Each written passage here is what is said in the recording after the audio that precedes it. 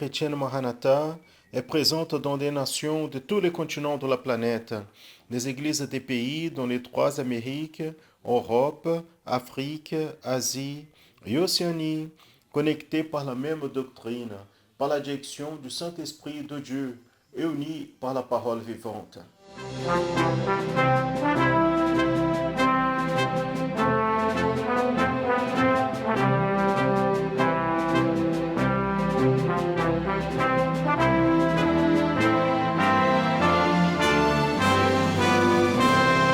Irmãos de Des frères et sœurs de toutes les parties du monde participent d'un même culte, ensemble, dans un même corps et dans un même esprit.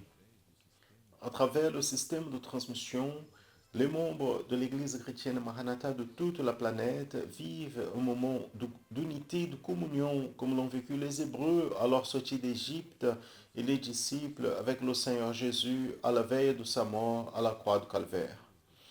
Des personnes de toutes les parties du monde sont touchées par l'évangile éternel et par le message du retour imminent du Seigneur Jésus.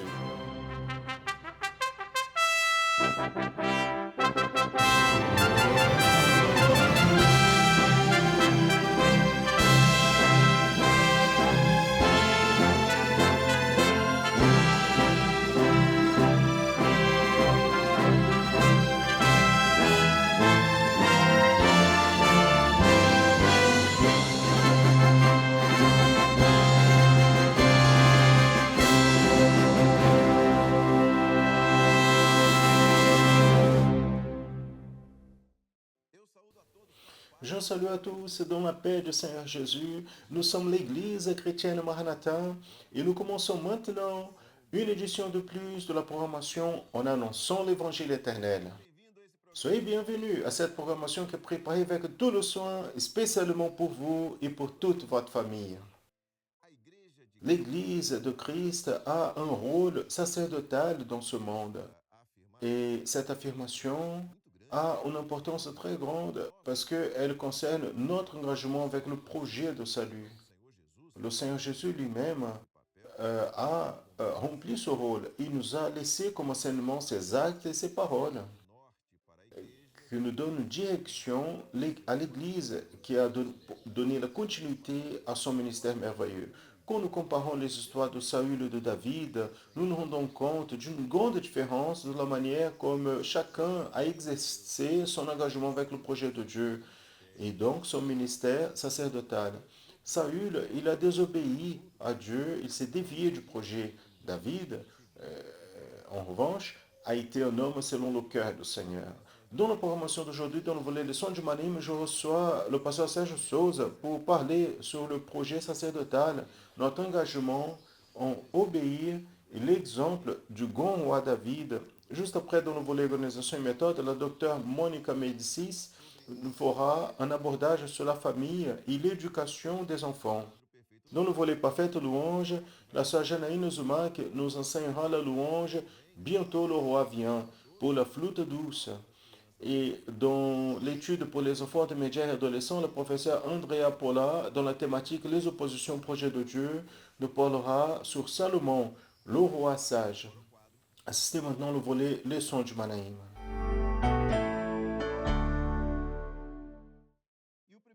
Et le premier volet de cette programmation, c'est le volet des sons du Manaïm. Le son du Manaïm dans lequel nous abordons toujours les sujets de l'école biblique dominicale. Vous allez voir donc d'ici peu des paroles qui nous ont été envoyées, des textes, des vidéos qui nous ont été envoyées en parlant sur comment il est bien entendre, participer avec nous ici de ce volet, la manière comme nous apprenons, comme nous rajoutons par rapport à ce qui est apporté à l'école biblique dominicale de l'Église chrétienne Maranatha. Et encore une fois, je reçois ici pour traiter des sujets liés à les BD, notre frère bien-aimé, le pasteur Serge Souza. Bienvenue, pasteur. Amen. La paix du Seigneur Josias à tous. Très bien, nous allons maintenant passer à quelques participations, parce que, comme je vous ai dit, qui nous ont été envoyées. Je vais vous dire, si vous voulez participer dans la programmation annonçant l'évangile éternel, dans le volet leçon du Manaïm, Il suffit de pointer l'appareil photo de votre smartphone vers le code qui apparaît à l'écran. Votre appareil sera redirigé vers WhatsApp. Sur WhatsApp, vous pouvez écrire un texte ou vous pouvez enregistrer une vidéo et nous envoyer en parlant sur l'importance de cette programmation, combien vous apprenez avec cette programmation. Envoyez-nous. Nous allons lister quelques-uns ici et la prochaine semaine, peut-être qu'on va montrer ici celui que vous nous avez envoyé. Utilisez le code qui est affiché. Nous allons voir deux messages écrits qui nous ont été envoyés. La première pour Thalita Moreira de Belo Horizonte dans l'état de Minas Gerais au Brésil qui nous dit à chaque programmation, je suis émerveillé avec la compréhension prophétique euh, je touche à la parole de Dieu. J'apprends chaque jour sur le projet de Dieu pour nos vies.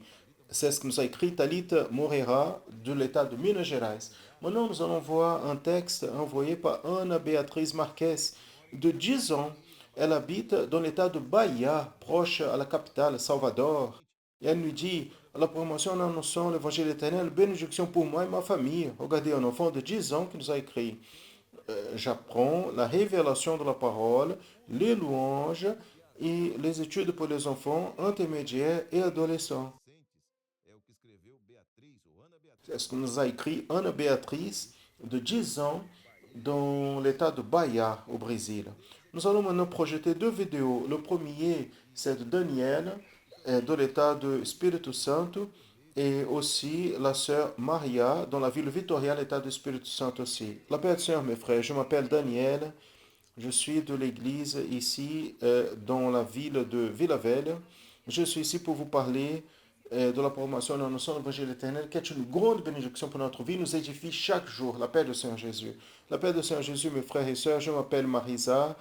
Et je suis de Vitoria, de l'état de Espírito Santo. Je vais parler un peu sur notre expérience dans le volet évangile éternel avec le Seigneur nous donne beaucoup d'expérience. Ce volet, c'est une opportunité de répondre nos doutes sur les doctrines. Nous sommes amenés au pied du Seigneur avec cette programmation, ce qui nous amène à nous avoir une connaissance plus approfondie de la parole.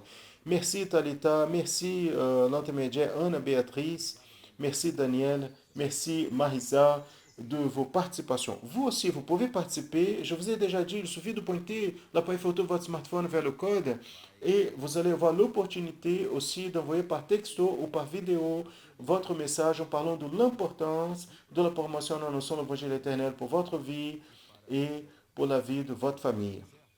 Très bien. Nous commençons maintenant, Sergio, à traiter sur le sujet d'aujourd'hui du volet leçon du Manaïm. Quand nous parlons de l'histoire du projet de Dieu pour l'homme, nous avons la création, le premier homme, Adam, au paradis, Ève aussi au paradis. Il quitte le paradis, le projet commence à se développer depuis son début. Le peuple d'Israël, quelque temps après, il est constitué à partir de la famille d'Abraham, Abraham, Isaac, Jacob, qui devient Israël. Ils partent en Égypte comme une famille. Ce peuple se consolide dans une terre étrangère, mais avec une promesse de Dieu d'hériter la terre promise. Et là, le culte est institué. En vérité, dans le désert, le culte est institué. Il apparaît de manière claire la figure du sacrificateur. Donc le sacrificateur comme étant le représentant du peuple, la personne qui exerçait le ministère sacerdotal comme un reflet du peuple, de ce que Dieu confiait à son peuple. Et cette action, ce ministère, ce projet sacerdotal, il vient, il passe par la personne du Seigneur Jésus et arrive jusqu'à nous aujourd'hui.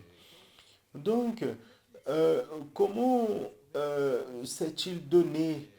Comment cela a commencé? Nous pouvons dire de manière formelle. L'orientation du Seigneur fait de manière claire de ce grand projet sacerdotal. En vérité, le Seigneur, il a été et révèle le peuple qui était sous le commandement de Moïse, le peuple d'Israël, euh, qu'un culte serait établi. Ce culte qui aurait la figure comme il a eu du sacrificateur n'a pas été quelque chose idéalisé par Moïse, n'a pas été l'imagination de quelqu'un. Non, Dieu, il a établi, il a révélé tous les actes du culte.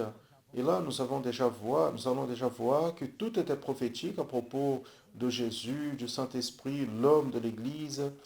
Mais une des orientations données par Dieu, Josias, a été le local du culte, que s'appelait tabernacle. Nous avons même demandé à la production pour nous mettre ici, séparer la figure, qui est là déjà, parce que, vous voyez bien, c'était un temple mobile. Le peuple a passé 40 ans dans le désert. Donc quand on parle de projet sacerdotal qui nous donne la consolation, nous allons voir que dans les actes du culte de l'Ancien Testament, dans la figure du sacrificateur, tout s'est accompli à partir de Jésus. Aujourd'hui, l'Église fidèle vit cela. Donc, comme vous voyez ici, nous allons parler rapidement, mais le peuple entrait. Vous voyez ici l'autel de l'Holocauste, donc l'animal, l'agneau, son sang était versé pour le pardon du péché. Après, les sacrificateurs euh, que officiaient le culte, ils se lavaient dans la bassine en bronze. Il y avait un autre environnement avec deux divisions.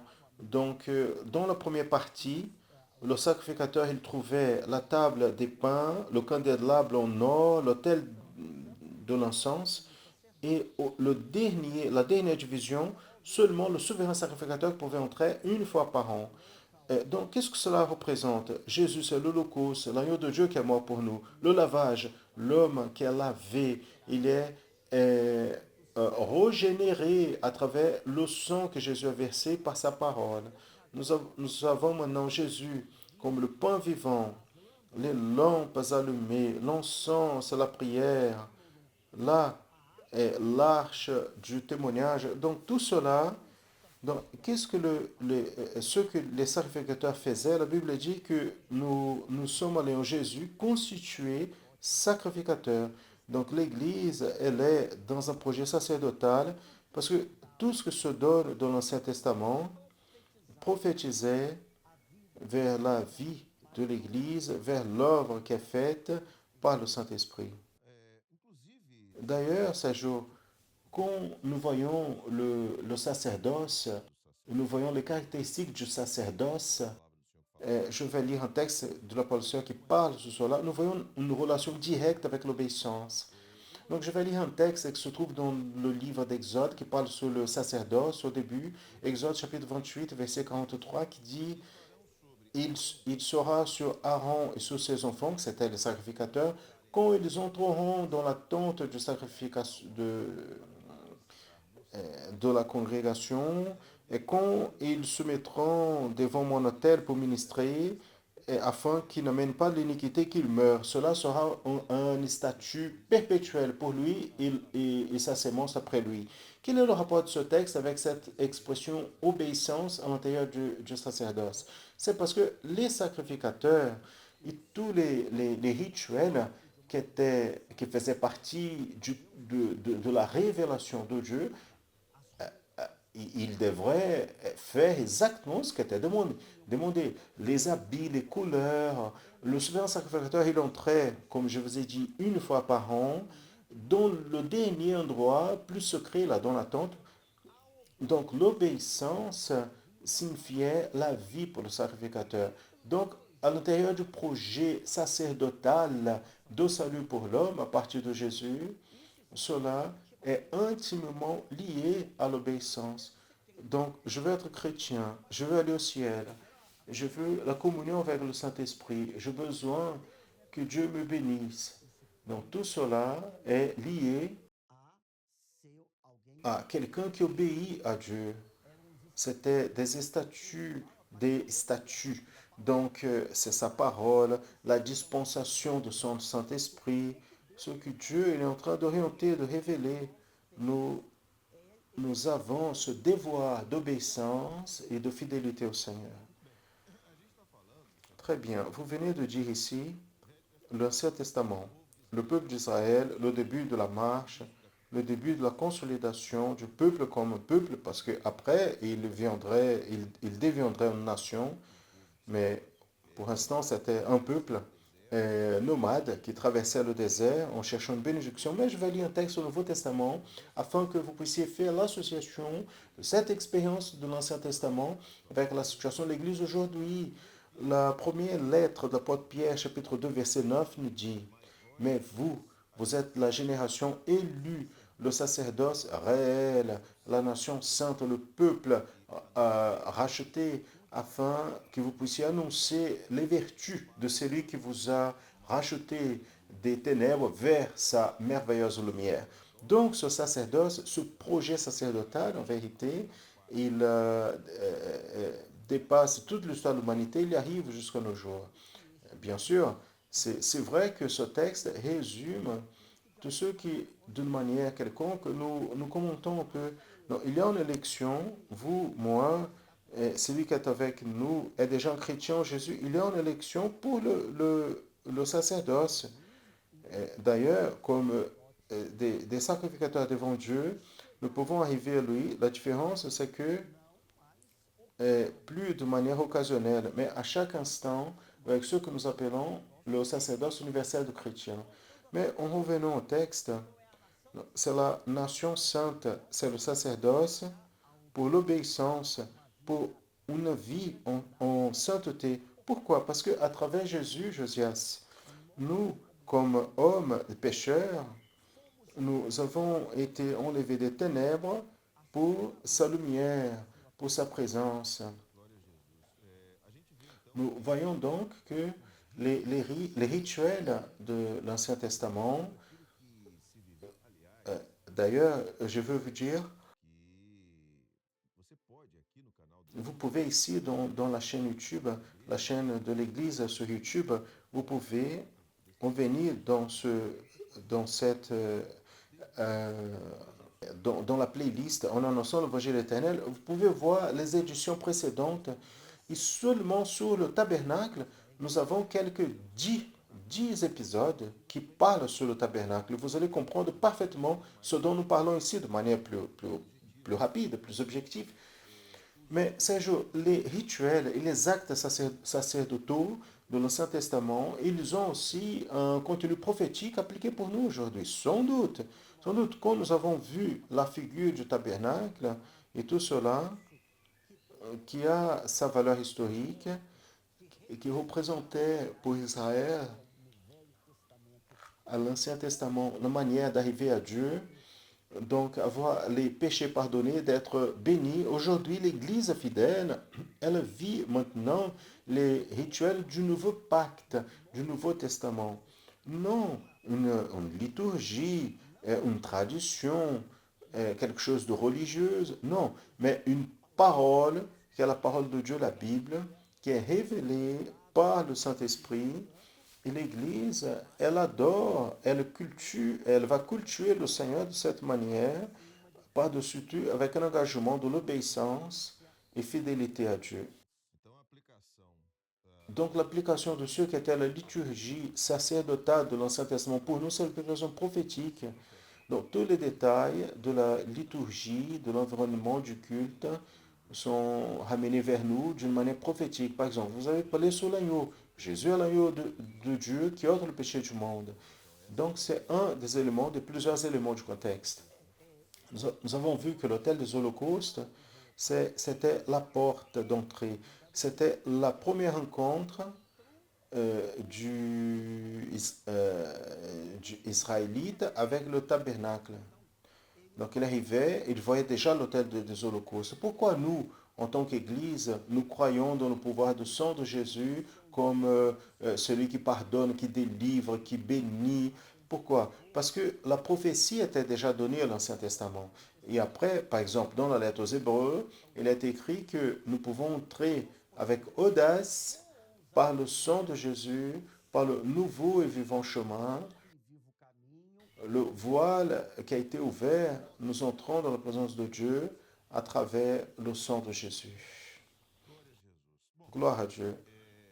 Le Saint-Esprit, donc, il a un rôle fondamental de l'identification de l'Église sacerdotale, de la conduction de l'Église sacerdotale. Nous allons demander ici une séquence de textes. Nous allons faire une chose. Je lis un et vous lisez un autre, afin qu'on parle un peu bibliquement sur ce contexte que nous parlons des caractéristiques de l'Église sacerdotale. Une des caractéristiques, c'est l'obéissance. Allons lire Luc chapitre 6, verset 46. Luc 6, 46, qui dit: Et pourquoi vous m'appelez Seigneur, Seigneur, et vous ne faites pas ce que je vous dis?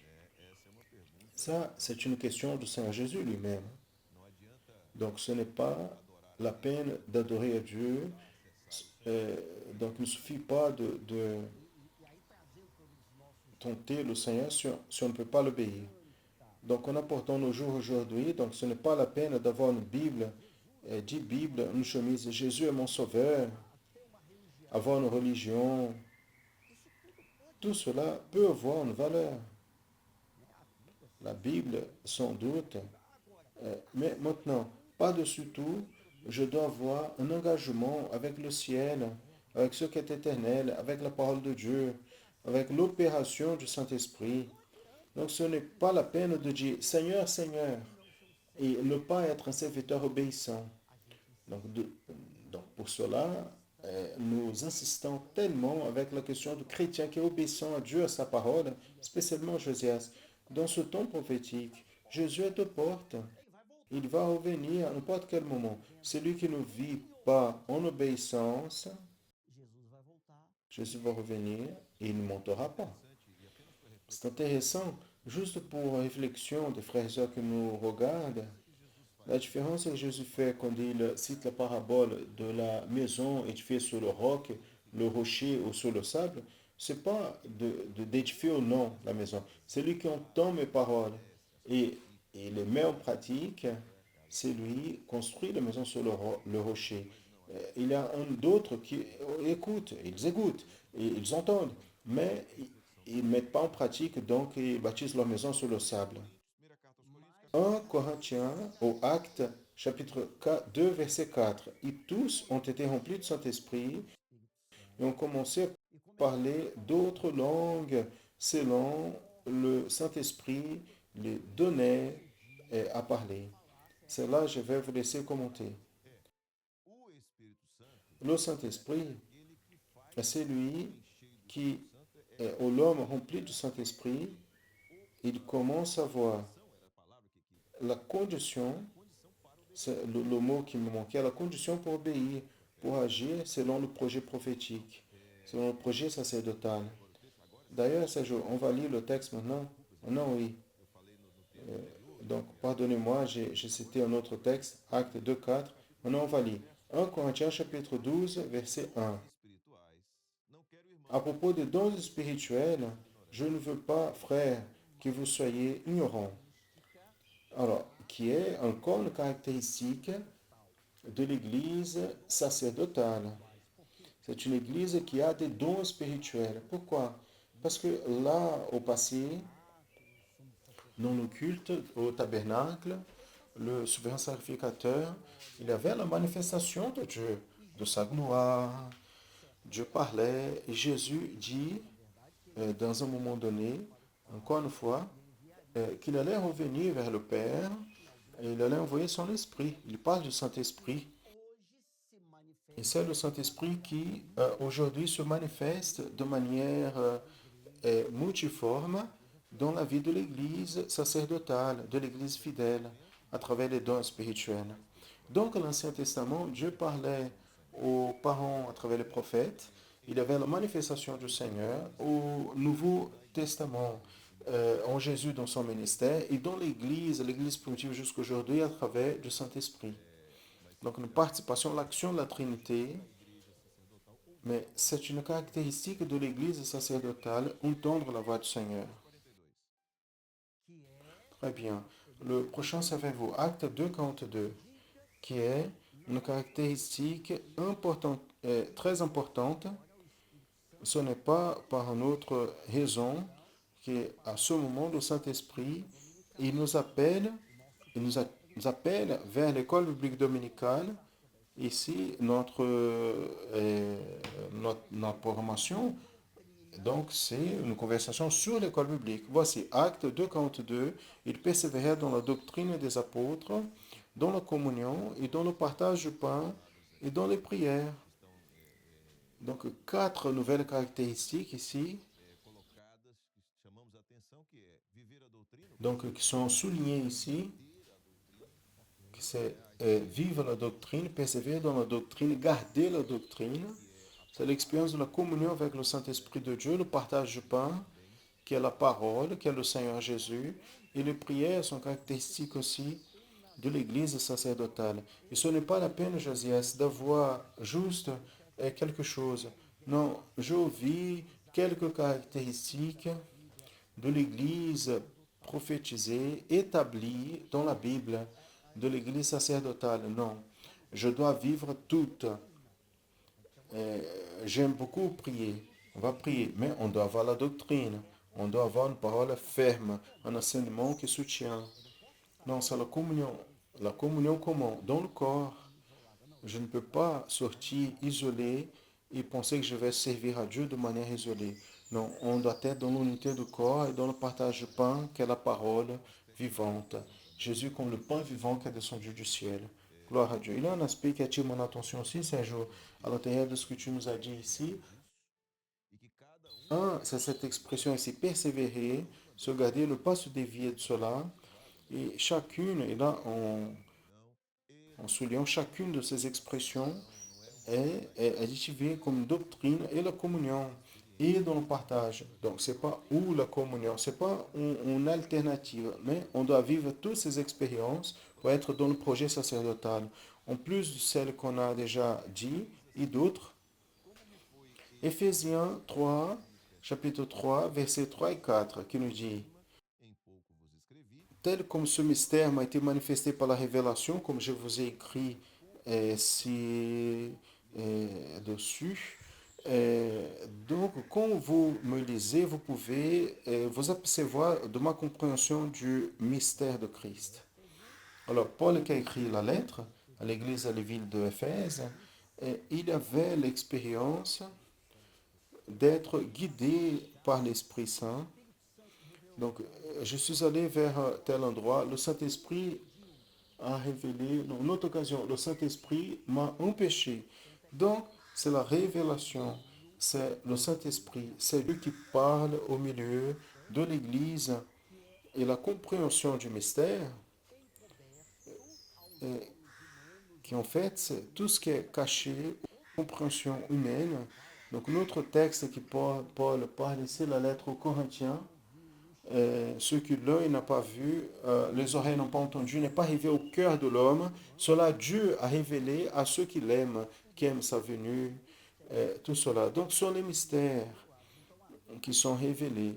Donc, l'Église sacerdotale, elle est engagée avec ce mystère et elle marche dans une direction dictée par la révélation du Saint-Esprit. Gloire à Dieu. Sergio, nous avons parlé dans l'école biblique dominicale, nous avons parlé des registres bibliques de base dans, dans lesquels nous étudions ces aspects. Alors, la période entre le gouvernement de Saül et le gouvernement de Salomon. Entre les deux, il y a le gouvernement de David, qui a été un gouvernement très marquant pour l'histoire d'Israël. Quelle est l'association que vous pouvez faire avec les attitudes de David, avec le projet sacerdotal? David, il a été trouvé un homme selon le cœur de Dieu, que, nous dit la parole, qui mettra en exécution toute ma volonté. C'est lui qui va m'obéir. Donc, tout ce dont nous parlons ici sur l'Église sacerdotale concerne ou donc apparaît euh, euh, dans l'obéissance. Donc, il est bien de dire que David, il a été un homme, il a fait des erreurs, il a eu ses difficultés, mais dans une ligne générale, dans ce qu'il a été fidèle à Dieu, cela nous apporte une application prophétique de l'obéissance et de l'Église sacerdotale qui obéit à Dieu, à sa parole, à dispensation, encore une fois, et du Saint-Esprit. Gloire à Dieu. David a été un homme qui, comme roi d'Israël, a été un grand victorieux, n'est-ce pas? Nous allons lire un texte ici qui se trouve dans le premier livre du prophète Samuel, chapitre 23, verset 2, qui parle des secrets, il a dit.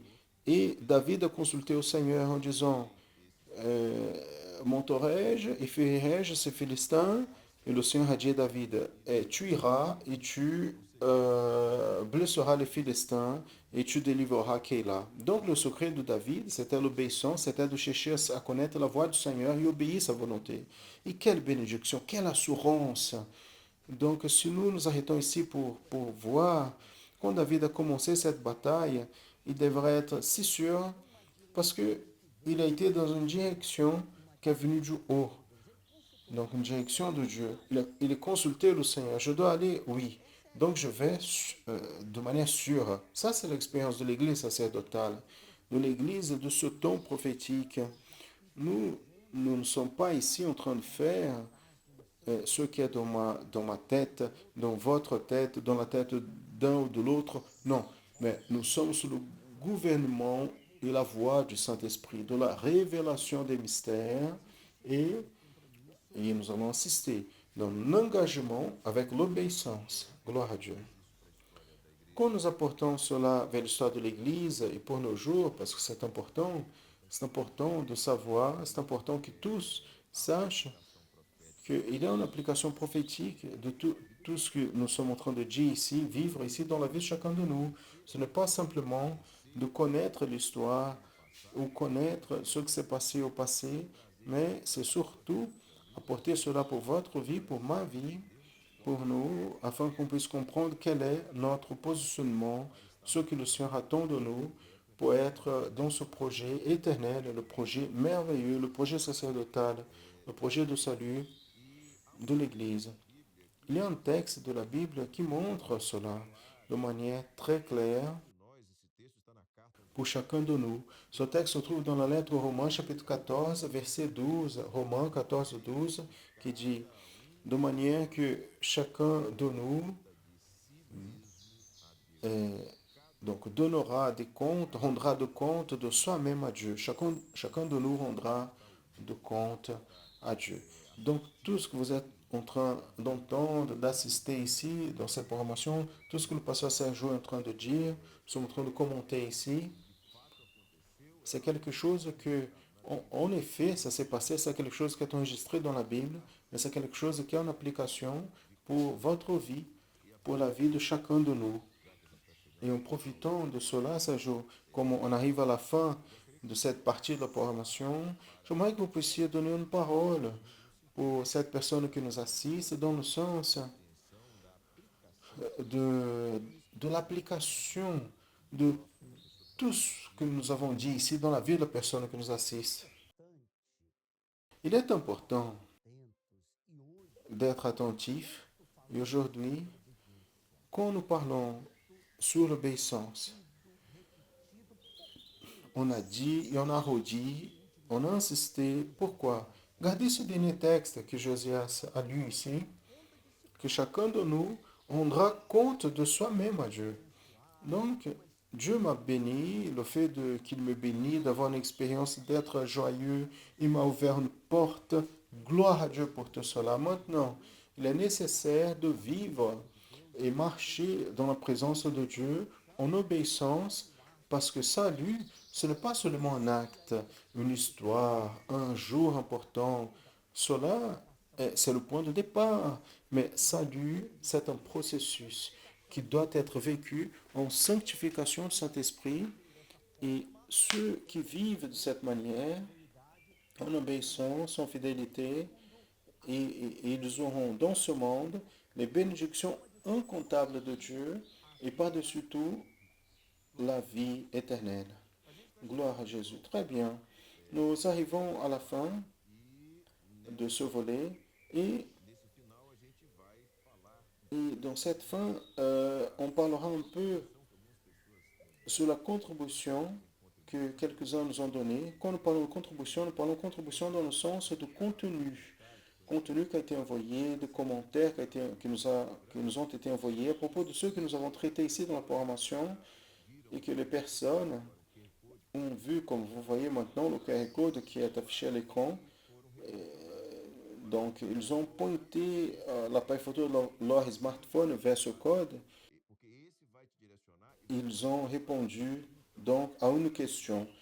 Donc, une question que nous proposons. Et quand vous répondez à cette question, vous nous aidez à préparer le volet de Songe Manaïm de la semaine prochaine. Donc, vous allez voir ici la participation de quelques personnes qui nous ont envoyé par texto leurs commentaires. Une, c'est Silva Costa de la Silva. Il est de Minas Gerais. Il a dit dans le royaume de David, qui est un type prophétique du Seigneur Jésus, il a agi avec miséricorde en ceux qui s'opposaient à lui. Dans le royaume de Salomon, type prophétique du Saint-Esprit, il a établi des limites. Et dans ces limites, il avait la miséricorde et en outrepassant ces limites. La contribution de ce frère, il parle de l'obéissance. Les limites du Saint-Esprit qui sont établies afin qu'il soit établi. Un aspect historique, on n'a pas eu le temps de détailler aujourd'hui, mais c'est exactement dans le royaume de Salomon, les limites ne pouvaient pas être dépassées. Aujourd'hui, nous sommes dans le royaume, le gouvernement du Saint-Esprit. Gloire à Dieu. Luis Carlos Rocha, de São Paulo, nous a dit les restrictions que le Saint-Esprit établit sont les limites de ceux qui se trouvent dans la volonté de Dieu et que nous maintient préservés dans le chemin du salut. Donc nous sommes en obéissance à ces limites. Luis Carlos Rocha, de São Paulo, il a complété ce que Serval vient de dire dans cette question de l'obéissance. Très bien. Donc, si vous voulez participer à la prochaine édition de la programmation, pointez l'appareil photo de votre smartphone vers le code qui est à l'écran et là, vous allez être redirigé vers une question. Découvrir quand vous utilisez ce code, vous pouvez répondre à la question. Nous allons choisir quelques-unes pour afficher ici à l'écran. Nous recevons beaucoup de participations, ça c'est très bien. On remercie à tous qui participent et quelques-unes on projette ici. On ne peut pas projeter toutes parce qu'on n'a pas le temps. Sergio, nous arrivons à la fin. Encore une fois, merci pour votre temps. Pour être là, c'est un grand plaisir, une grande joie, la paix du Seigneur. Pour nous c'est une bénédiction toujours pouvoir participer et parler sur la parole de Dieu. La paix du Seigneur Josias et à tous. Très bien. Parler sur l'importance de la famille dans l'éducation des enfants, c'est de renforcer ce que la parole nous enseigne, surtout dans ce qui concerne la transmission d'un plus grand héritage que nous avons, que c'est le projet de Dieu. Maintenant, vous allez assister au volet organisation et méthode, la docteure Monica Médicis, qui fera un abordage sur cette thématique.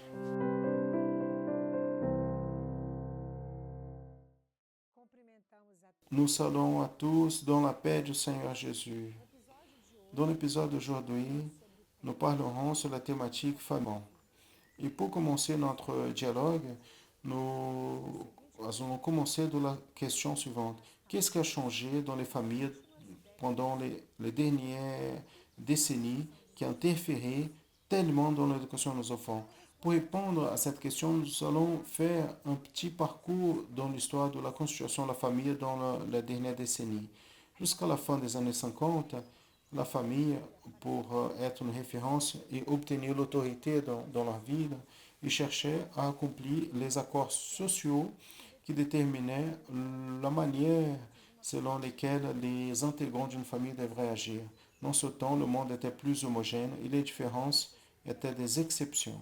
Ainsi, les grandes majorités des couples qui avaient des enfants partageaient les mêmes objectifs. Dans ce contexte, à l'homme, il y avait la fonction de pourvoir, la femme, l'éducation, les soins avec la maison, les enfants et le mari, et avec la fonction d'harmoniser le conflit interne afin qu'il ne dépasse pas les murs de la maison.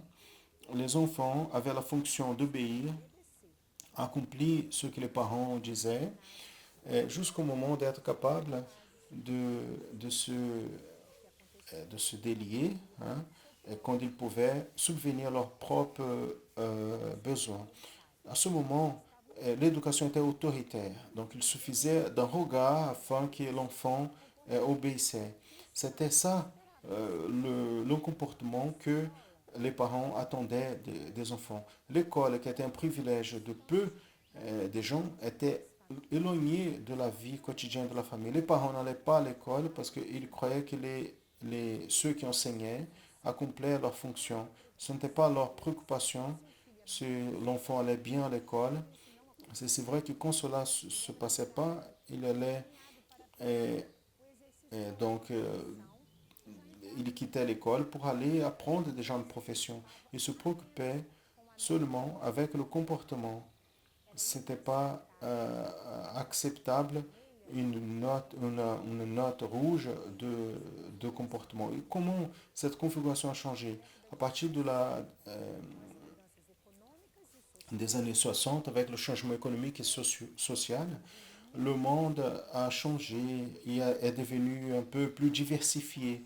La société a commencé à avoir de la liberté, même exagérée, pour avoir des nouveaux chemins pour constituer la famille.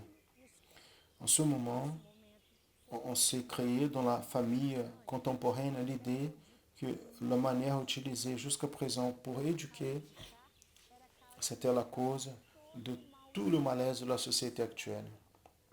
Ainsi, le nouveau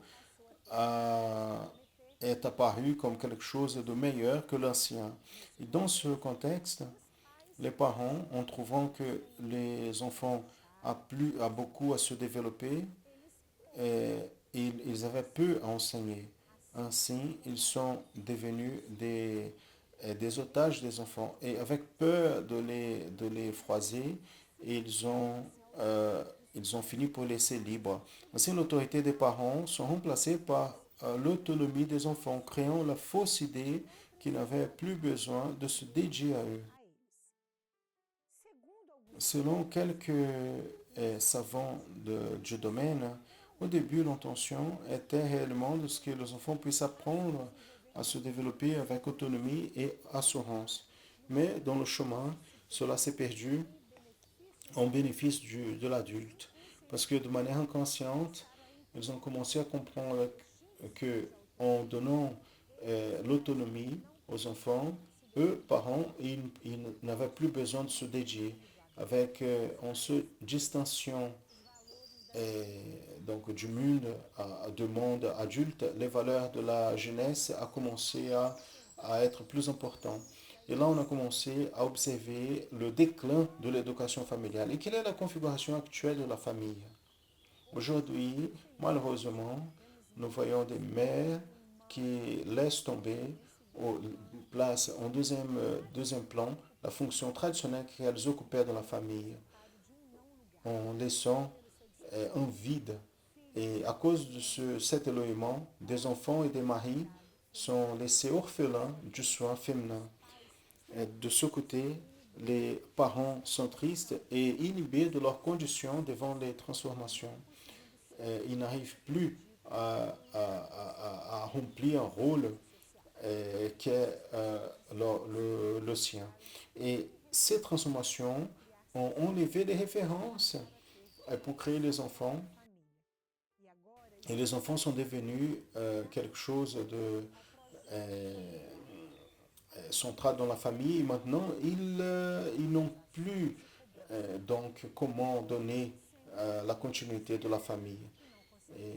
Et tous sont exigés d'un côté et de l'autre.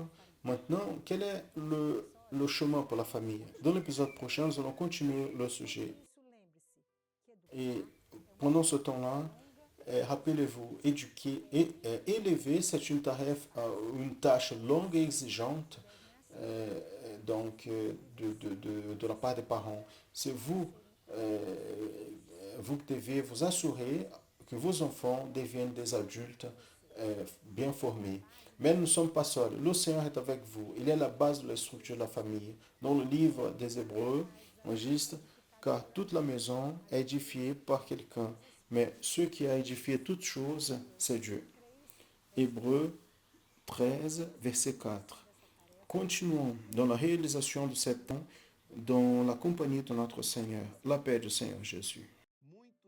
Bientôt, le roi vient. Ça, c'est le titre de la louange que la sœur Janaïne va vous enseigner, à vous qui apprenez à jouer la flûte douce. Aujourd'hui, vous allez apprendre cette louange. Donc, vous savez déjà, prenez votre instrument et nous allons jouer de louange au Seigneur.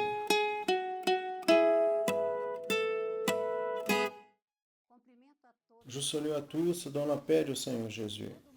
Tout le monde est prêt pour une étude de plus. Quelle merveille! Aujourd'hui, nous avons une nouveauté. Aujourd'hui, nous allons commencer une nouvelle louange dans la flûte douce. Cette louange a été beaucoup chantée dans notre séminaire. Vous savez lequel? Et bientôt, le roi vient. Cette louange, il a l'introduction très facile. Nous allons utiliser seulement deux notes. Donc, ces deux notes, nous avons déjà prises. Mais nous allons nous rappeler. Nous allons utiliser la note La, les deux premiers trous fermés, celui derrière aussi, et nous allons utiliser la note Si, le premier trou fermé et derrière aussi. Nous allons nous rappeler la note La, note Si. Maintenant, nous allons connaître la partition. Tous les signes, les symboles qui sont dans cette partition, nous avons déjà appris. Mais nous allons passer toutes les notes, les tons, afin qu'on puisse se rappeler. Regardez, la tonalité c'est La majeur, Fa, Do, Sol et Jazz. Donc le rythme c'est 4 tons. 4 tons pour chaque division. Nous allons voir aussi la pause de la pause ici. Hein. Donc, c'est un silence. Nous allons faire un silence dans son premier temps. Dans l'autre division, l'autre pause aussi est deux croches, demi-croches. Nous avons ici deux croches, donc demi-croches. Donc, elle est très rapide. Et nous allons avoir aussi des notes qui sont retenues pendant 4 temps. Maintenant, je vais compter 4 temps. Je vais compter cette pause, le temps de cette pause, et nous allons faire le solfège. 1, 2, 3, 4, 1. La, la, la, la. Si, si, si, si. Si, si, si, si. La, la, si, si, la. Maintenant, cette première fois, je vais passer dans la flûte doucement. 1, 2, 3, 4.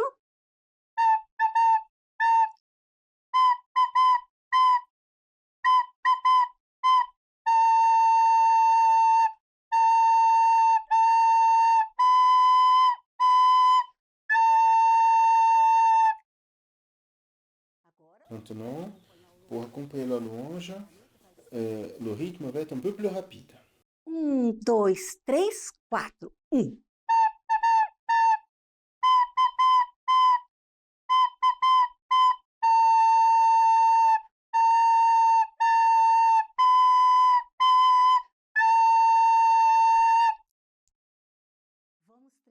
Nous allons nous entraîner beaucoup.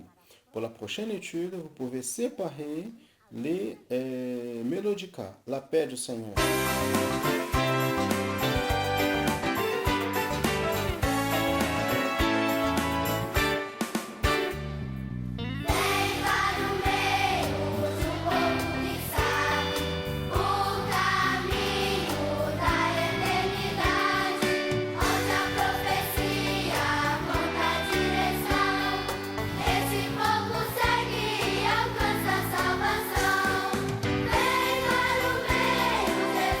Está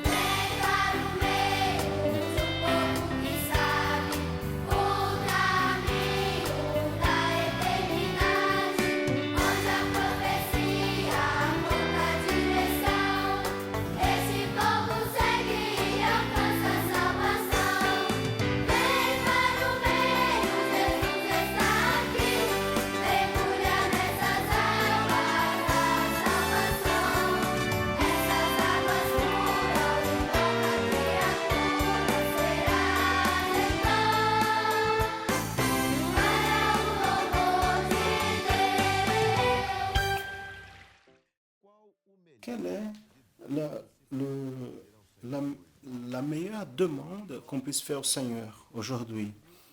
Et une fois un jeune comme vous a pris le royaume d'Israël et devant ce défi, il aurait pu demander tout ce qu'il voulait au Seigneur, mais il a demandé la sagesse.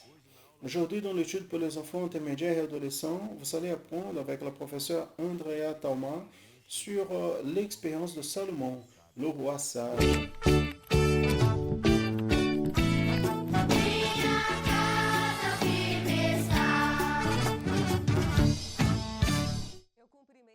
Je salue les enfants, les intermédiaires et adolescents et à tous qui nous assistent dans la paix du Seigneur.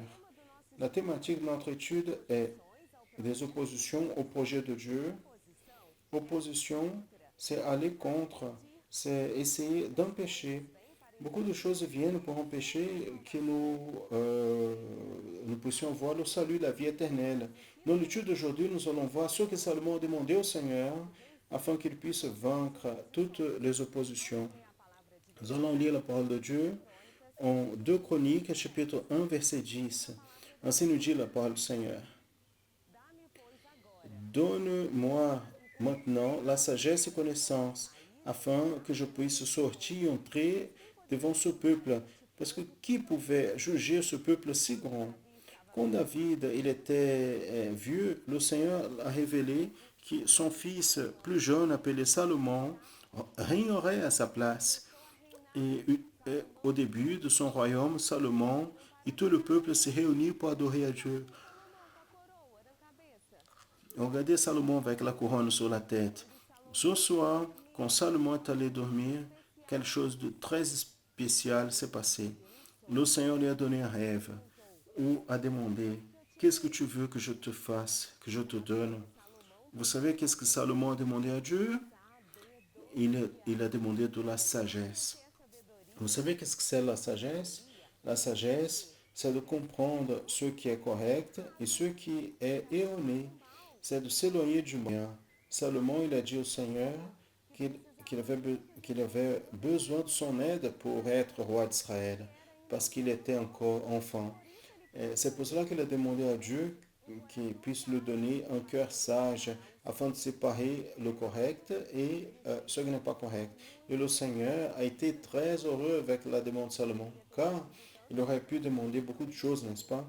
Mais il a demandé de la sagesse. Et Dieu a répondu à sa demande en lui donnant la sagesse du Saint-Esprit.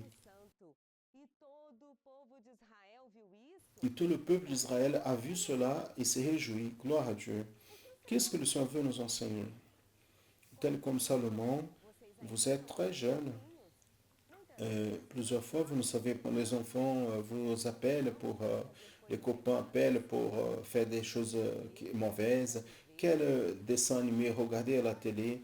Donc priez afin que Dieu puisse remplir vos cœurs de sagesse. Et ainsi, vous allez savoir séparer donc le bon et le mauvais. Vous allez vous éloigner du mal. Regardez donc cette jeune fille. Elle est en train de prier en demandant au Seigneur la sagesse.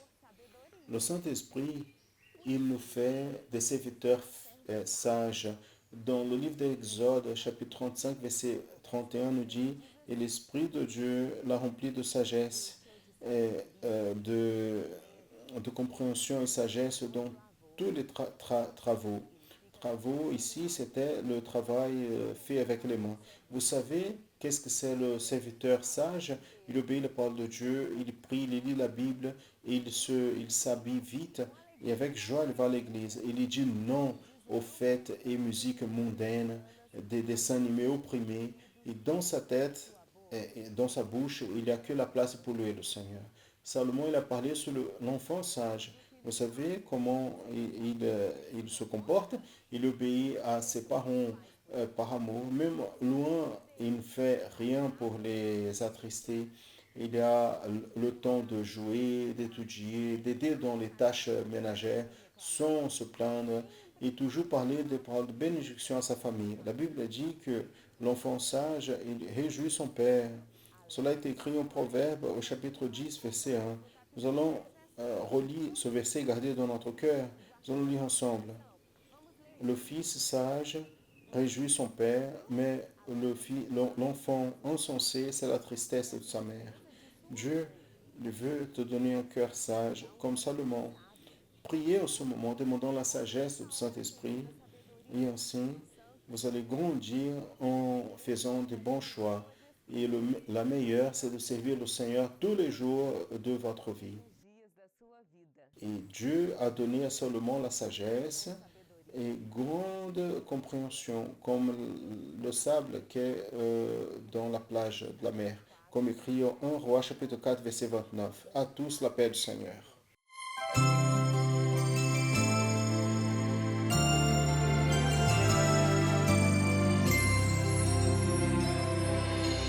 Dá-me um coração cheio do teu amor, que sempre reconheça a tua bondade, ó meu Senhor.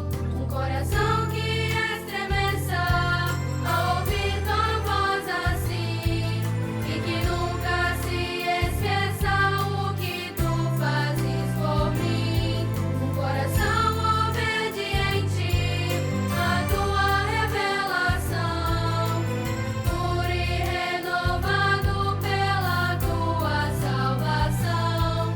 Um coração obediente à tua revelação, puro e renovado pela tua salvação. Ó Senhor, amém.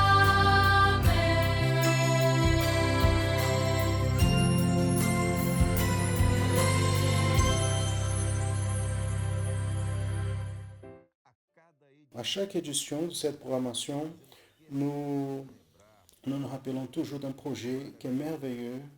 Et ce projet nous donne des expériences chaque fois plus notables. Et encore, vous pouvez vous bénéficier de ce projet. C'est le projet d'assistance spirituelle de l'Église chrétienne Maranatha. Il est très simple de participer. Il suffit de faire un appel. Et cet appel est gratuit depuis le Brésil. Vous pouvez appeler toujours quand vous avez besoin. Le numéro est affiché à l'écran 0800 707 376. De l'autre côté, quelqu'un va vous répondre, va transmettre une parole du Seigneur pour vous, il va prier pour vous. Et cela est complètement gratuit. Si vous voulez même appointer l'appareil photo de votre smartphone vers le code qui apparaît à l'écran, et vous allez avoir votre appareil redirigé vers cet appel. Regardez bien, je vais répéter, c'est gratuit. Et personne ne va vous demander aucune contribution financière, ni des offrandes, rien du tout. Tout est gratuit. Et vous pouvez appeler toujours quand vous souhaitez. Nous avons aussi divers projets. Vous pouvez les connaître à travers nos réseaux sociaux.